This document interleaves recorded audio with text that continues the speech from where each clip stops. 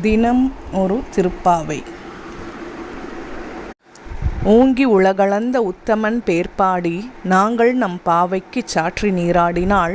தீங்கின்றி நாடெல்லாம் திங்கள் மும்மாரி பெய்து ஓங்கு பெருஞ்செந்நூலோடு கயலுகள பூங்குவளைப் போதில் பொறிவண்டு கண்படுப்ப தேங்காதே புக்கிருந்து சீர்த்த முளைப்பற்றி வாங்கக்குடம் நிறைக்கும் வள்ளல் பெரும் பசுக்கள் நீங்காத செல்வம் நிறைந்தேலோர் எம்பாவாய். சிறுமியரே, நம் பரந்தாமன் வாமன அவதாரத்தில் 3 அடிகளால் விண்ணையும் மண்ணையும் அளந்து தன்னுடையதாக்கிக் கொண்ட உத்தமன்.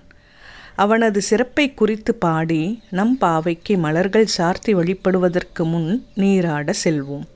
இந்த விரதம் இருப்பதால் உலகம் முழுவதும் மாதம் 3 முறை மழை பெய்து தண்ணீர் இல்லாத குறையை போக்கும். மழை காரணமாக வயல்களில் செந்நெல் செழித்து வளரும். மீன்கள் வயலுக்குள் பாய்ந்தோடி மகிழும். குவளை மலர்களில் புள்ளிகளையுடைய வண்டுகள் தேன் குடிக்க வந்து கிறங்கி கிடக்கும். வள்ளல் போன்ற பசுக்கள் பாலை நிரம்ப தரும். என்றும் வற்றாத செல்வத்தை இந்த விரதம் தரும்.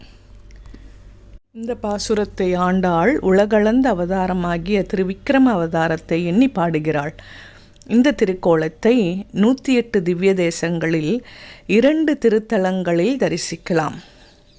1 திருக்கோவிலூர் 42வது திவ்ய தேசம், 2 திருவூரகம் 50வது திவ்ய தேசம். திருப்பாவை என்றாலே கிருஷ்ணாவதாரம் குறித்து பாடப்படுவதுதான். அதிலே முதல் 10, அடுத்த 10, அதற்கடுத்த 10 என 3 பிரிவாக்கி அதற்குள் ஒரு பாடலில் வாமன அவதாரத்தை பாடுகிறாள் ஆண்டாள். இந்த வையம் முழுவதும் இறைவனின் திருவடிக்குள் அடக்கம் என்பதை உணர்த்திய அவதாரம் வாமன அவதாரம். திருமாலின் பாதம் பட்டால் மோட்சம் நிச்சயம். அதனால் அதை உத்தம அவதாரம் என்று போற்றுகிறாள். பகவானை வணங்கினால் எல்லா வளமும் சித்திக்கும் என்பதும் ஆண்டாளின் அனுபவம் ஆகும். அவ்வாறே வணங்கி இறைவனது பரிபூரண அருளை பெறுங்கள்.